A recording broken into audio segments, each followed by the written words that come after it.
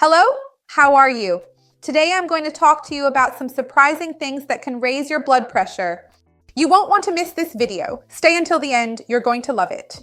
If you love tips on nutrition, health, and fitness, you're going to love this channel. Take the opportunity to subscribe and turn on the notification bell. I have new videos every day. You won't want to miss them. So let's start talking about different unusual causes that can raise your blood pressure. Because of course there are some issues that are already very well known. For example, for those who are sodium sensitive, too much salt can raise blood pressure, and an unbalanced diet can also cause high blood pressure. I have videos here on the channel talking more about high blood pressure, how to lower your blood pressure naturally. I'll leave them down in a playlist with everything about blood pressure. I'll put it right below for you, and if you don't know, down here is the description. The name of the video is here with an arrow. Click there and a tab will open with lots of great information. But I decided to set aside for you some causes that aren't so obvious so you can start improving your diet and lifestyle and try to control your blood pressure more naturally. So let's get started. One of the ingredients that raises blood pressure the most, and many people don't know this, is sugar. Many people talk about salt, but few talk about sugar when it comes to hypertension. There are studies that prove it really increases blood pressure a lot, almost immediately after consuming a soda or a drink with a lot of sugar. Glucose syrup is also a source that will make your blood pressure rise very quickly. This may even be related to the fact that you retain more fluid because sugar also makes us more bloated. It's pro-inflammatory. So, avoiding simple sugars will help you a lot. I even have a video here on the channel talking about how long you need to go without sugar to get better health results. And there's a really cool one talking about the damage sugar causes to the heart and arteries. So you see that the problem is bigger. It's not just about blood pressure. Obviously, blood pressure is a good indicator of cardiovascular health. I'll leave these two videos down below in the description to help you out even more. Another thing that might be causing your blood pressure to be higher is insufficient potassium. Potassium is a mineral that helps regulate the amount of fluid and sodium in our bodies. There's something called the sodium-potassium pump, which ensures you have a proportional amount of both. So when you consume more potassium, you excrete more sodium. If you don't have enough potassium, you'll have more sodium, which can retain more fluid and raise your blood pressure.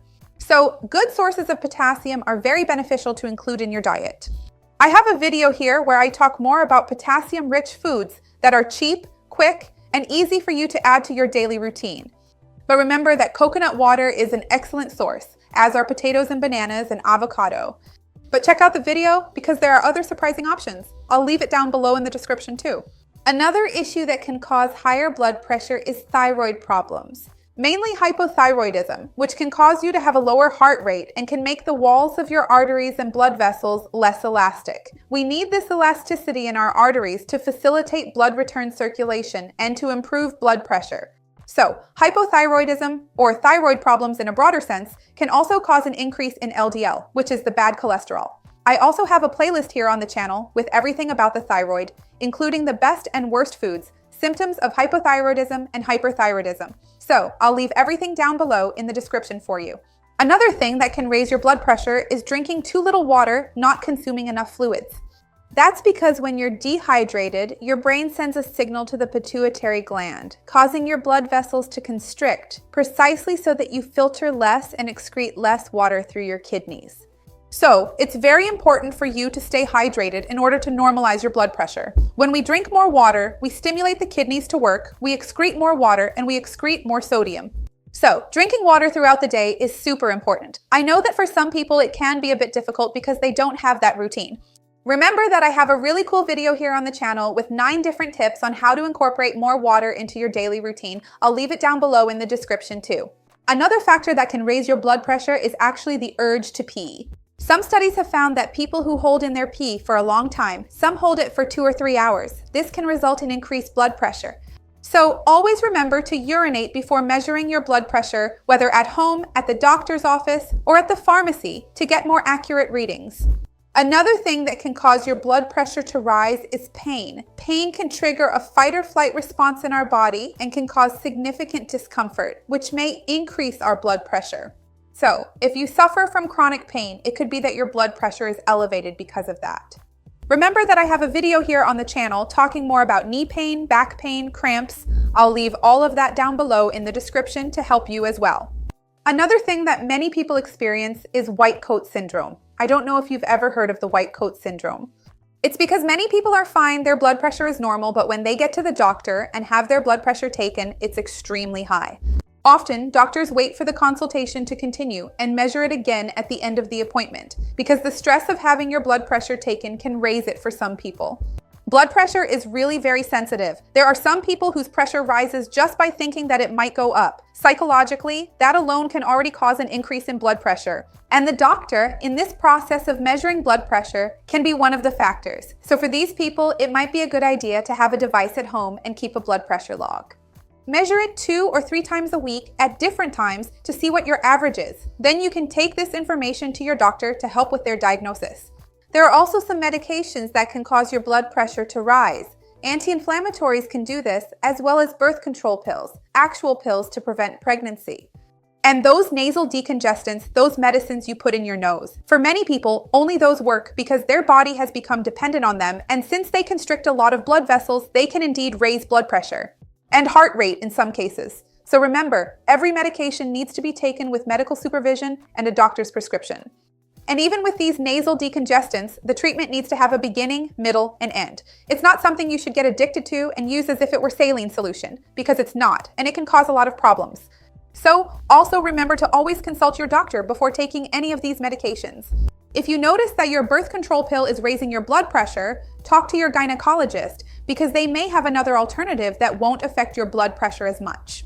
Another thing that, of course, is closely related to blood pressure is emotions. High stress, irritation, and worry can increase your blood pressure.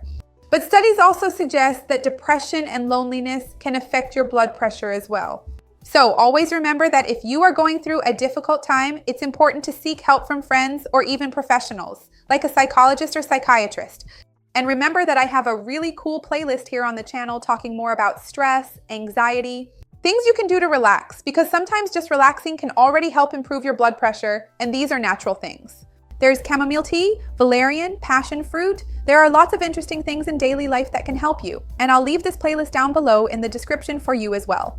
Another thing that can contribute to increased blood pressure is sleep apnea. That's because it's already been found that many people who suffer from sleep apnea stop breathing. That's exactly what apnea is. It's an episode where your breathing is interrupted. You stop breathing for a few moments during sleep, and usually the person chokes or wakes up or snores very loudly. This can happen in people who are very overweight or who have some kind of physical obstruction that actually makes it harder for air to pass through during the night.